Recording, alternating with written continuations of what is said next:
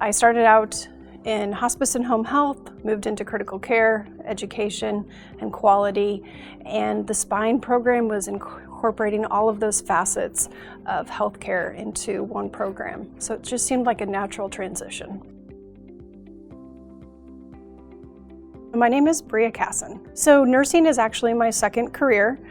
My advisor with my first degree at Northwest Missouri State had said, Brea, I think you really should consider nursing. And I was like, no, I think I've got some oats I need to go sow first. And so I worked in sales for a company here in Olathe and decided that, you know what, I had a good friend that said, Brea, I really think you should try this. So I went and shadowed her in the ICU and I said, yep, this is for me, totally me. So I went back, I told my husband, I said, I'm going to nursing school. He's like, okay.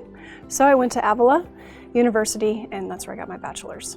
When I graduated from nursing school, I worked in the critical care as a new grad and I love critical care. And then I decided to go teach for a bit.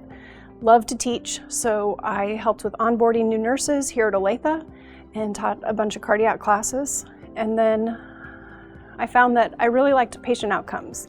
So I opted to move into quality and focus on patient outcomes and patient safety, which has brought me to the Spine Center. So when I was approached about the Spine Center, it was going to be that community involvement and educating the community and telling all of our patients how to work on our patient outcomes and focus on quality care.